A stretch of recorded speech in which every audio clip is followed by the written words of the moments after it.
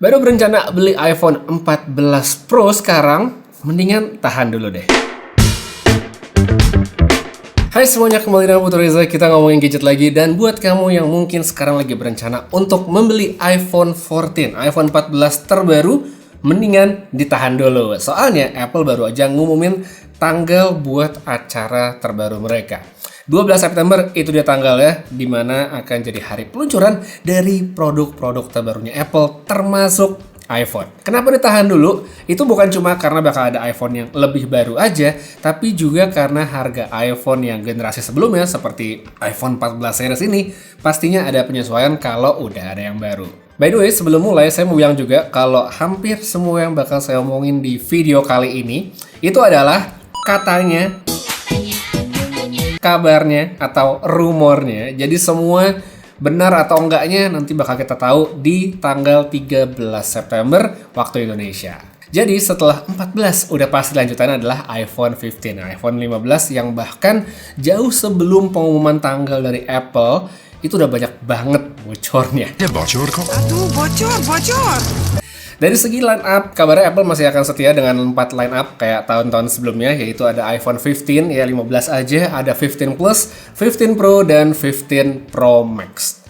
Salah satu highlight dari keempat iPhone baru yang tadi itu adalah sebenarnya perpisahan Apple dengan Lightning ya. Karena kabarnya tahun ini semua iPhone itu bakal menggunakan USB-C. Sebenarnya gosip soal Apple atau iPhone pakai USB-C itu udah dari tahun-tahun lalu sih. Cuma katanya baru akan benar-benar terrealisasi dijalankan tahun ini. Selain karena emang banyak yang minta, atau Apple juga udah lumayan lama kan mereka pakai USB-C untuk iPad mereka. Ini juga sebenarnya jadi cara supaya Apple tetap bisa jualan produk mereka di Uni Eropa tahun-tahun ke depan. Jadi buat yang mungkin belum tahu, Uni Eropa ya, negara-negara Uni Eropa tuh udah bikin aturan bahwa maksimal per tanggal 28 Desember 2024, semua handphone yang dijual di kawasan mereka itu harus menggunakan USB-C untuk ngecas via kabelnya. Sebenarnya kalau Apple pingin rese sih masih ada waktu setahun lagi gitu ya, karena kan 28 Desember 2024 ya, masih ada setahun lagi. Tapi kayaknya sih enggak, tahun ini katanya bakal pakai USB-C. Oke, kita kembali ke soal USB-C. Walaupun semua iPhone 15 itu bakal pakai USB-C, cuma katanya specs dari USB-C-nya tuh juga bakal beda. Untuk iPhone 15 sama 15 Plus itu katanya bakal pakai USB-C yang standar, ya walaupun katanya ada rumor bakal berwarna juga sesuai dengan warna iPhone-nya. Sedangkan kalau untuk yang iPhone 15 Pro dan Pro Max itu akan pakai USB-C dengan kemampuan Thunderbolt atau transfer data yang lebih cepat. Nah, katanya, banyak banget ya katanya di video ini. Untuk kabel yang dapat di iPhone-nya itu adalah USB-C yang standar ya, USB 2.0. Sedangkan kalau emang yang butuh transfer data yang lebih cepat, katanya Apple juga bakal ngejual kabel terpisah. Ya itu sebenarnya Apple banget ya dijual terpisah kalau pengen dapet yang lebih. Jadi ya mungkin yang punya kabel Thunderbolt sekarang udah punya, ya disimpan aja, bakal berguna untuk iPhone barunya. Ini kalau menurut saya sebenarnya adalah hal yang sangat masuk akal karena salah satu pain point atau hal yang bikin susah dari iPhone Pro tahun-tahun sebelumnya pun itu adalah transfer data dengan koneksi Lightning yang mana masih berbasis USB 2.0 yang mana itu lambat ya. Mindahin file video yang misalnya direkam pakai format apa 4K 60 ya, terus mungkin pakai ProRes atau format foto ProRAW dalam jumlah yang banyak, itu cuma bakal bikin capek hati doang kalau ditransfernya via kabel Lightning. Itulah makanya menurut saya kalau mereka benar-benar pakai Thunderbolt untuk iPhone versi Pro itu akan ngebantu banyak orang yang memang menggunakan fitur tersebut karena prosesnya bakal jauh lebih cepat. Bahkan untuk mereka yang sebenarnya tidak pro banget, misalnya untuk pindah-pindahin copy data yang kecil-kecil aja itu bakal sangat ngebantu karena bakal jadi lebih cepat. Nah, kembali ke soal si seri iPhone 15 yang tidak Pro, kabar lainnya adalah dia bakal hadir dengan Dynamic Island alias notch ala iPhone Pro ya. Selain itu pilihan warna juga katanya akan jadi banyak. Dan kalau dilihat-lihat dari bocoran sih kayak masih setia dengan finishing glossy yang kacanya glossy gitu. Untuk kamera katanya belum ada yang spesial, sedangkan untuk chipset rumornya bakal pakai A16 seperti iPhone 14 series tahun ini. Jadi ya sebenarnya ketinggalan, cuma nggak jelek sama sekali karena saya pakai iPhone 14 Pro pun 14 Pro itu nggak pernah ada masalah sama sekali dari segi performanya. Jadi harusnya sih nggak masalah. Terus sekarang kita lanjut ngomongin iPhone 15 atau 15 yang versi Pro. Nah ini banyak banget rumornya. Ya, tadi selain yang USB-C saya udah omongin, yang pertama tentu kita bahas adalah warna. Kabarnya iPhone 15 Pro Series ini bakal ada 4 warna. Ada biru, ada silver, ada space black, dan Titan Grey. Yang mana itu semua adalah warna yang muncul di poster pengumumannya Apple Event. Coba lihat gambarnya ini, ya itu dia warna-warnanya, katanya sih gitu. Selain itu, awalnya sempat ada rumor bahwa Apple bakal ngerilis iPhone versi Pro dengan warna merah, tapi seperti yang nggak jadi, yang mana saya pribadi menyayangkan karena saya waktu itu ngeliat bocoran, wah keren nih ada iPhone warna merah. Akhirnya gitu, bukan khusus produk red atau apa, ada warna merah dengan kaca, tapi sayangnya tidak jadi. Sayang sekali. Selain itu, untuk warna gold, ya seperti iPhone 14 Pro saya ini juga akan dihilangkan ya. Jadi ini bakal menjadi warna yang langka ya. Saya masih punya iPhone 14 Pro warna gold, jadi ini nggak bakal ada di seri yang baru, katanya.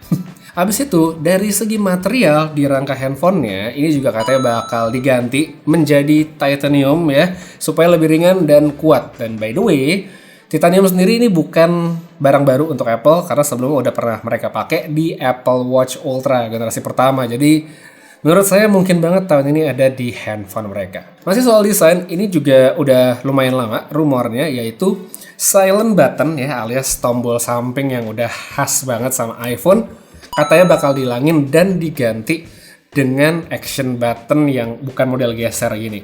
Entah nanti bakal kayak gimana jadinya dan feel-nya pasti pakai. Cuma kalau dari saya kayaknya bakal cukup kangen dengan silent button yang ada. Soalnya udah lama banget dan begitu kepake untuk nge-silent HP itu gampang banget, bahkan tanpa harus kita nyalain layarnya. Next, kita ngomongin soal chipset juga nih. Katanya dia bakal pakai A17, ya udah pasti nih ngaco ya, pasti bakal kenceng banget ya, bakal overkill sebenarnya untuk sebuah handphone. Dan satu lagi upgrade yang besar sekaligus yang menurut saya paling besar di 15 Pro Series itu adalah, udah ketebak dong ya, kameranya. Nah, untuk pertama kali di sini katanya Apple bakal pakai lensa periscope untuk kemampuan telefoto yang lebih jauh dan lebih bagus.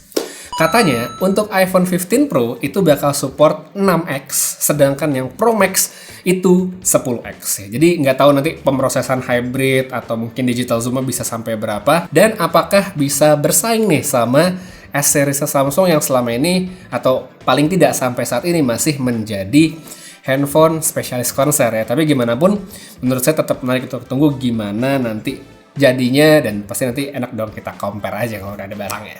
Nah, di luar soal specs, yang lebih penting sesungguhnya dari lineup terbaru iPhone nanti itu adalah harganya yang katanya bakal mengalami kenaikan. iPhone 15 biasa itu katanya tidak ada perubahan, sedangkan yang Pro ini baru seru ya. Untuk iPhone 15 Pro katanya itu bakal naik sekitar 100 US dollar. Jadi sekarang kalau kita lihat di Amerika, iPhone 14 Pro itu harganya adalah 999, yang nantinya 15 Pro itu bakal naik jadi 1099 ya. Ini adalah harga yang sama saat ini dengan iPhone 14 Pro Max yang varian terendah.